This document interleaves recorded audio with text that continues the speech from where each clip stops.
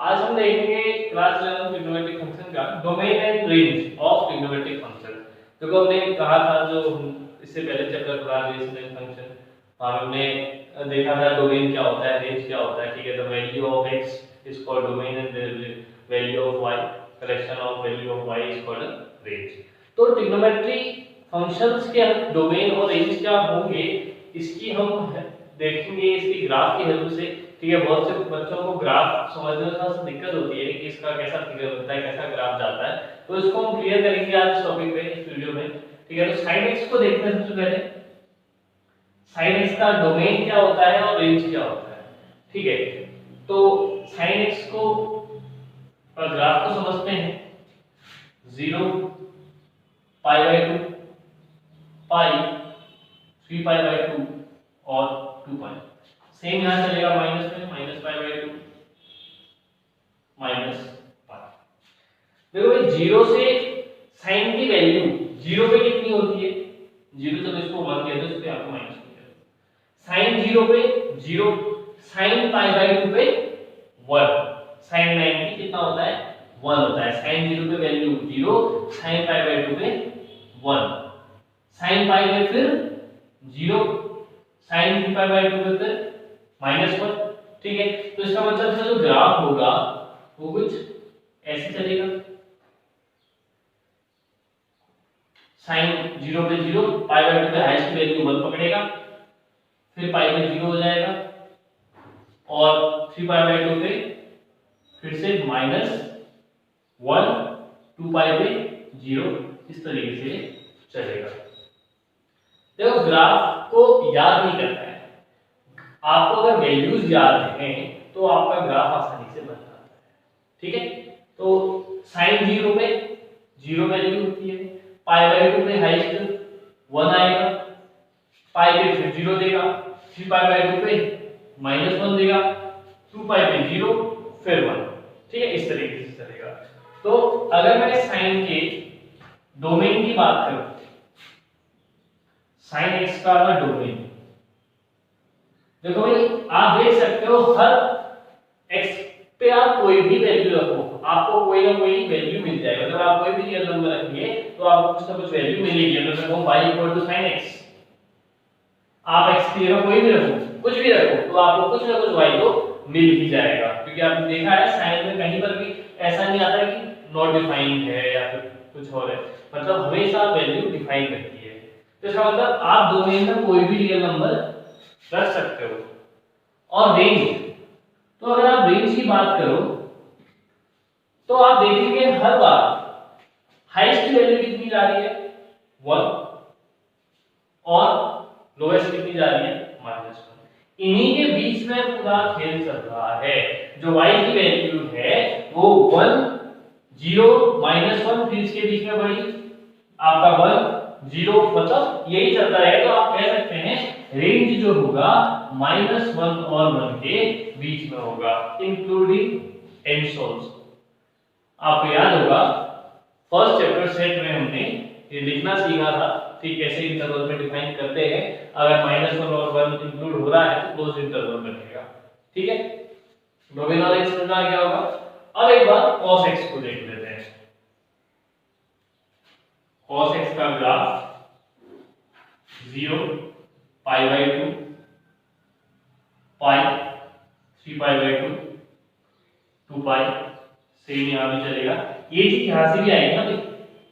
ठीक है, इसको एक ही तरफ से समझ में आ जाएगा, आपको तो जरूरी नहीं है दोनों बनाना। ठीक है, समझा रहे थे -π/2। ठीक है, अब देखना cos 0 पे होता है 1, 0 पे होता है 1 यानी कि यहां पर, और π/2 पे होता है 0। हमने देखा था भाई sin 0 कहां होता है n/2 होता है, और cos 0 कहां होता है 2n + 1 * π/2 पे होता है। तो cos 0 कहां होता है π/2 पर। फिर आपको पाई में कितना मिलेगा -1, यानी कि ग्राफ जो होगा आपका क्या जाएगा कुछ इस तरीके से जाएगा।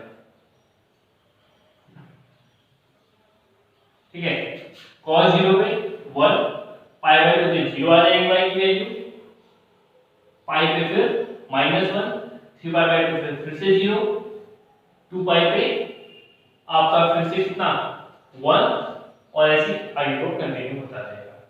ठीक है, बात समझना। y equal to cos x, x की जगह वैल्यू रखते हैं, x की जगह 0 रखा तो y की वैल्यू 1 है। ये y एक्सिस हो गया ना, x एक्सिस y एक्सिस। आपने 0 रखा x की जगह तो y वैल्यू 1 है। आपने पाई बाय 2 रखा तो y 0 रहा। ठीक है, आपने फिर पाई देखा तो -1 आया, नीचे पहुंच गया ग्राफ। आपने 3 पाई बाय 2 रखा 1 आया। ठीक है, फिर उसके बाद 2 पाई रखा, फिर पॉजिटिव 1 हो गया। ऐसे ही कंटिन्यू होता रहेगा। तो इसका मतलब ये था कि भाई हर वैल्यू पे आपको कुछ ना कुछ वैल्यू मिल रही है, तो इसका जो डोमेन होगा और रियल नंबर, और इसमें भी रेंज क्या बनेगी, -1 से 1 के बीच में बनेगी। तो क्या हो रहा है, 0 पहले 0 पे बनाया, यहां से वैल्यू घटी शुरू हुई, कितनी पाई बाय 2 आगे 0 आ गई, फिर कहां गई -1, फिर आपकी 0 पहुंची, फिर बढ़नी शुरू हुई 1। ठीक है, इस तरीके से आपने देखा हर x की हर वैल्यू पे y डिफाइन है, यानी cos डिफाइन है, तो डोमेन तो हो जाएगी और रियल नंबर और रेंज हो जाएगी -1, 1। ठीक है, ऐसे ही यहां पर भी चल रहा था, sin 0 पे 0 से लेके पाई बाय 2 तक वैल्यू बढ़ी, पाई बाय 2 पे 1 पहुंची, फिर वैल्यू कम होना शुरू हुआ। ठीक है, तो इस तरीके से ग्राफ इसका तैयार हो जाएगा। तो आपने देखा sin x का ग्राफ देखा, डोमेन आया और रियल नंबर, रेंज कितना -1, 1। cos x का देखा, डोमेन रियल नंबर, रेंज -1, 1। तो राइट, अब देखते हैं इसको आगे, tan x का ग्राफ देखते हैं। ठीक है, tan x का ग्राफ कैसा आता है भाई, tan x में थोड़ा सा आपको यहाँ पर को समस्या हो सकती है बनाने में, लेकिन अगर आपके कॉन्सेप्ट क्लियर है कि वैल्यूज कहां पर वो क्या होती हैं, तो आपको समस्या इसमें नहीं आएगी। 0 पाई बाय 2 पाई 3 पाई बाय 2 और 2 पाई। देखो भाई 10 आपका कहां पर वो डिफाइन नहीं हो पाता है। 90 हम जानते हैं पाई बाय 2 पे नॉट डिफाइन होता है, ऐसे ही 3 पाई बाय 2 पे भी नॉट डिफाइन होता है। ठीक है, ऐसे यहां -पाई बाय 2 पे भी नॉट डिफाइन होता है। tan 0 पे वैल्यू 0 ही होती है। तो इसके बीच में आप देखोगे कि वैल्यू जो है बढ़ रही है। ठीक है, लेकिन कभी भी नॉट डिफाइन को टच नहीं करेगी। -पाई बाय 2 और पाई बाय 2 के बीच में क्या होगा, वैल्यू इंक्रीज होती जाएगी, लेकिन पाई बाय 2 पे तो नॉट डिफाइन है, तो यहां पर तो टच नहीं करेगा, लेकिन उसके बदल से होता हुआ सीधा जाएगा, मतलब बढ़ रहा है। इसके और इसके बीच में वैल्यूज बढ़ रही हैं, लेकिन पाई बाय 2 पे नॉट डिफाइन है तो उसको कभी टच नहीं करेगी। ठीक है, और यहां से डिक्रीज हो जाएंगी। ठीक है, ऐसी सिमिलरली यहां पर भी चलेगा। ठीक है, सिमिलर इसमें भी चल जाएगा, पाई बाय 2 और 3 पाई बाय 2 के बीच में। तो अब बात करते हैं इसके डोमेन और रेंज। ठीक है भाई, इसका ग्राफ समझना, आपको वैल्यूज याद होनी चाहिए, प्रॉब्लम नहीं है। ठीक है, अगर आपको जो पता है tan 0 पे 0 होता है, tan पाई बाय 2 पे नॉट डिफाइन होता है, 3 पाई बाय 2 पे भी नॉट डिफाइन होता है, तो मैं ग्राफ इजीली ड्रॉ कर सकता हूं। tan x का अगर मैं डोमेन की बात करूं, देखो डोमेन कैसे यहां पर को बनाएंगे, मुझे पता है tan x क्या होता है, sin x upon cos x। अब भाई एक बात और भी तो पढ़ी थी कि फंक्शन डिफाइन होना चाहिए, मतलब अगर डिनोमिनेटर में यहां पर 0 में रख दूं तो फंक्शन क्या हो जाएगा, नॉट डिफाइन हो जाएगा। बात समझना, अगर यहां पर कोई 0 आ जाए, यहां पर कोई ये वैल्यू 0 आ जाए तो फंक्शन नॉट डिफाइन हो जाएगा। तो cos x 0 कब होता है, cos x 0 कब होता है, cos x इक्वल टू 0। ठीक है, कब, ठीक है, x equal to 2n plus 1 into pi by 2 पे। बात समझना, फंक्शन को डिफाइन होने के लिए यहां पर को 0 को नहीं आना पड़ेगा, 0 को भगाना है यहां से। तो cos x 0 कब होता है, जब x इक्वल टू क्या आ जाए 2n plus 1 into pi by 2 पाई। तो इसका मतलब ये है कि डोमेन जो होगा, हम सारे रियल नंबर तो रख सकेंगे, लेकिन हमें इस वाली बात को हटाना पड़ेगा। क्यों, क्योंकि ये रखने पर फंक्शन नॉट डिफाइन हो जाएगा। तो वो फंक्शन ही नहीं रहेगा। बेसिकली देखा जाए फंक्शन तभी बनता है जब आपको कुछ वैल्यू रख के हमको कुछ डेफिनेट वैल्यू मिले। ठीक है, अगर नॉट डिफाइन बन रहा है तो फंक्शन ही नहीं है, क्योंकि हमने कहा था हर एक एलिमेंट पर एक इमेज मिलनी चाहिए। अब हमने जैसे ही यहाँ पर तो हम ये वाली बात रखते हैं तो हमको इमेज ही नहीं मिलेगी, तो वो एक फंक्शन नहीं होगा। तो हमने इस वाली बात को हटाने के लिए हमने कहा भाई हम डोमेन यानी कि x की जगह सब कुछ रखेंगे, लेकिन क्या नहीं रखेंगे 2n + 1 * π/2 वाली बातें नहीं रखेंगे where n belongs to z। और रेंज आप देख सकते हैं वैल्यू जो है हमेशा कहां पर चल रही है, इंफिनिटी और माइनस इंफिनिटी के बीच में। दिख रहा है ना आपको, इसी के बीच में हर बार क्या करती है, वेरी करती है। तो आप कह सकते हैं रेंज जो होगी -इंफिनिटी टू इंफिनिटी होगी। कोई बात तो समझना, यहाँ पर वो क्लोज इंटरवल नहीं लगाया क्योंकि आप उसको डिफाइन नहीं कर सकते हो। तो -इंफिनिटी और इंफिनिटी के बीच की सभी बातें यहाँ पर इंक्लूड हो जाएंगी। बात समझ में आ गई होगी इतनी। अब बात करते हैं cot x की। cot x का ग्राफ देखते हैं, ये भी कुछ ऐसा ही रहता है। ठीक है, 0 π/2 पाई 3π/2 और 2π, ऐसी यहां -π/2। अब देखो भाई जहां पर तो अब यहां पर तो cot नॉट डिफाइन कहां पर होता है, आपको पता है tan 0 0 होता है, तो ऑब्वियस है कि cot 0 क्या हो जाएगा, नॉट डिफाइन। तो ये वाली बात तो क्या रहेगी, नॉट डिफाइन रहेगी। तो सिमिलरली पाई भी नॉट डिफाइन रहेगा, 2π भी नॉट डिफाइन रहेगा। तो इसके बीच में वैल्यूज बढ़ती जाएंगी, π/2 पे 0 आ जाएगा और यहाँ पे डिक्रीज हो जाएगी। सिमिलरली यहाँ पे वैल्यूज बढ़ती जाएंगी, π/2 पे फिर 0 और ये घट जाएगा। ठीक है, बात समझ आ रही है बात कि π/2 पे वैल्यू 0 है, 0 पे नॉट डिफाइन है, पाई पे नॉट डिफाइन है, तो यहाँ वैल्यू बढ़ेगी फिर यहाँ को घटनी शुरू हो जाएगी। ऐसे ही यहाँ को वैल्यू बढ़ेगी और 0 पे आएगी, 0 से फिर नीचे को घटनी शुरू हो जाएगी। ठीक है, तो बात करते हैं इसके डोमेन की, y = cot x। तो समझना ये होता है cos x / sin x। और फंक्शन को डिफाइन होने के लिए इस वाली बात का 0 नहीं होना है। अब ये वाली बात 0 कब नहीं होगी, पहले बात करते हैं कि ये वाली बात 0 कब होती है। sin x = 0 कब होता है, जब x = nπ हो। तो किसी भी फंक्शन को डिफाइन करने के लिए इसको फंक्शन होने के लिए डिफाइन होना जरूरी है, यानी कि हर एलिमेंट पे एक इमेज आनी जरूरी है। अगर मैं यहाँ पर तो 0 कर दूं, अगर मैं x की जगह 0 कर दूं तो sin 0 0 और cos something upon 0 will be not defined, तो एक फंक्शन नहीं होगा।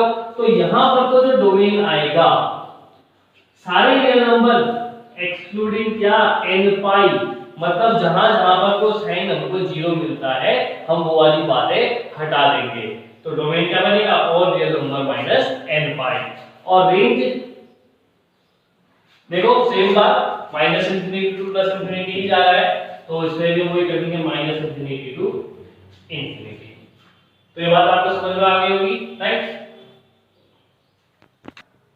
अब बात करते हैं sec x की। ठीक है, इसका एक बार ग्राफ देखते हैं, 0 π/2 पाई 3π/2 2π।